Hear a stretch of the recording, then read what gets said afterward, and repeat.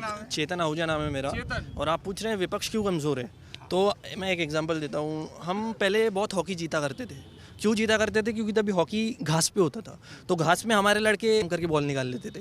हाँ, स्पिन होती थी। और अब हॉकी हम क्यों नहीं जीतते? क्योंकि अब वो एस्ट्रो टफ पे होता है। वहाँ पे मतलब ऑस्ट्रेलियंस चाहिए जो शोल्डर पुश मारे, ये करे, थोड़ा रफ खेले, तो हमारे लड़के वो नहीं खेल पाते। तो पॉलिटिक्स की हॉकी भी अभी बदल गई है सर।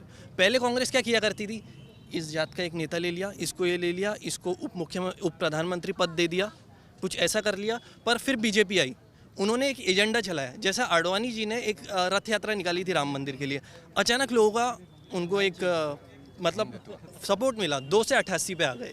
फिर मोदी जी आए, और आपने देखा होगा हमारा देश कम्युनिकेटर्स का देश है।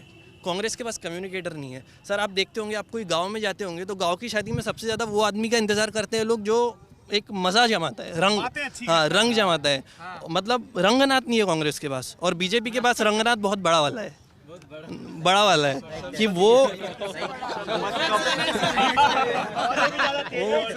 वो सबसे बड़ा रंगनाथ है। उसको अगर खड़ा कर दिया आपने 2004 में शपथ ली थी, हाँ वो ठीक है, वो रंगनाथ बहुत बड़ा वाला है सर।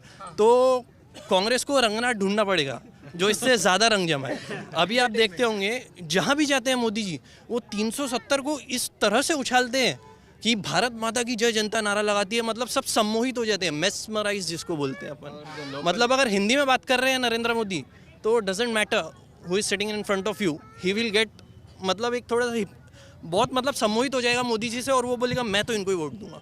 कांग्रेस के पास सर वो नेता नहीं है ना, तो वो कांग्रेस को वो मैं समझता हूँ कांग्रेस को वो नेता ढूंढना पड़ेगा पहले तो। और दूसरी बात, क्या ऐसा नहीं हो सकता, मतलब एक विकल्प ये भी हो सकता है कि कांग्रेस की जगह कोई और विपक्ष उभरे? सर कोई और विपक्ष उभरे तो सर पैन इंडिया जैसा, अब जैसा एक पार्टी है वाईएसआर कांग्रेस, जगनमोहन रेड्डी सर धो डाला चंद्रबाबू नायडू को आंध्र प्रदेश में। वो कर सकते हैं नेशनल लेवल पे, पर उनके पास वो पैन इंडिया आइडेंटिटी नहीं है जगनमोहन रेड्डी के पास। वो तो नरेंद्र मोदी के पास भी नहीं थी 2014 से पहले। सर तो उन्होंने बनाई ना। अब जैसा उन्होंने एक बोलना तो नहीं चाहिए, पर प्रशांत किशोर की स्ट्रैटेजी हो गई, आपने उनका इंटरव्यू लिया है, जो उनके साथ थे, और भी बहुत सारे लोग थे, अमित शाह जैसे लोग, नागपुर का राष्ट्रीय स्वयंसेवक संघ था जिसके वॉलंटियर्स हर ऑर्गेनाइजेशन में, तो उन्होंने कहीं ना कहीं एक आग लगाना चालू कर दिया था 2010 के बाद कि कांग्रेस करप्ट है। और 2013 से हम नरेंद्र मोदी ने गुजरात मॉडल बहुत अच्छा लगा है, तो ये आग लगना चालू हो गई थी। तो 2014 में धुआं उठा, और ऐसा उठा कि कांग्रेस ही पूरा धुआं बन के गायब हो गई उस धुएं में। तो समझ रंगनाथ तो तुम भी बहुत अच्छे हो। नहीं सर, तो ये 2 चीज़ें मैं समझता हूँ। अगर कांग्रेस तो, लेकिन कांग्रेस तो राहुल गांधी या गांधी परिवार के पार देख ही नहीं पा रही। राहुल गांधी छोड़ा तो सोनिया आ गई। देखिए सर, ये बात है, मैं आपको 4 नेताओं के नाम बताता हूँ। 4 नेताओं के नाम: ज्योतिरादित्य सिंधिया, मिलिंद देवड़ा, सचिन। ज्योतिरादित्य सिंधिया की क्या पूंजी है? वो गुना में लोकसभा चुनाव। नहीं सर, हार एक बड़े बेटे, वो भी बड़े राजनीतिक परिवार से। सर गुना में अटल बिहारी वाजपेयी भी माधवराव सिंधिया से हारे थे, ग्वालियर में। हाँ, ग्वालियर में। तो इसका मतलब ये थोड़ी है कि अटल बिहारी वाजपेयी का पॉलिटिकल करियर खत्म हो गया। उनके पिताजी से हारे थे, माधवराव सिंधिया से। पर मुझे लगता है ज्योतिरादित्य तब से बड़े नाराज हो गए जब से उनको मुख्यमंत्री पद नहीं मिला।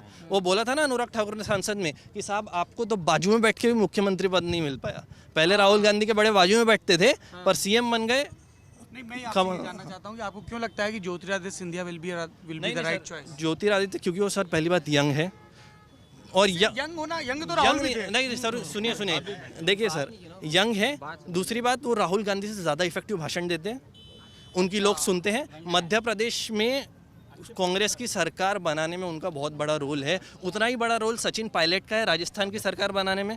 उतने ही अच्छे ओरेटर मैं बोलूँगा मिलिंद देवड़ा है मुंबई में। अगर सर वो मिलिंद देवड़ा अच्छे नहीं है तो क्यों है उनके मुकेश अंबानी उनके सपोर्ट में?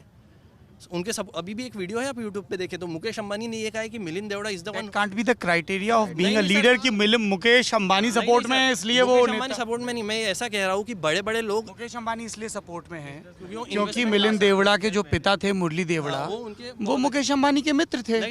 आपका जो लॉजिक है ना कि एक कांग्रेस में लीडरशिप उभरनी चाहिए, उसमें जो आप नाम गिना रहे हो, तो वही माइनस पॉइंट है। जो लायक है उसको वो पोस्ट नहीं मिल पाता। लायक को हाँ, पोस्ट नहीं मिल पाता। वो उनको ही देते जो उनके बात सुने। दूसरा कांग्रेस का हिस्ट्री का बैगेज भी तो है ना, जैसे आपने कहा ये तमाम जो घोटालों के इल्जाम। तो मोदी जी की खासियत है ना कि ये घाव भर रहा है, वो आके और खुजा देंगे कि कांग्रेस ने ये किया था, इनको वोट मत दो। तो ये उनकी खासियत है ना, और पब्लिक मान जाती है, मान रही है, इसलिए तो वोट दे रही है ना सर।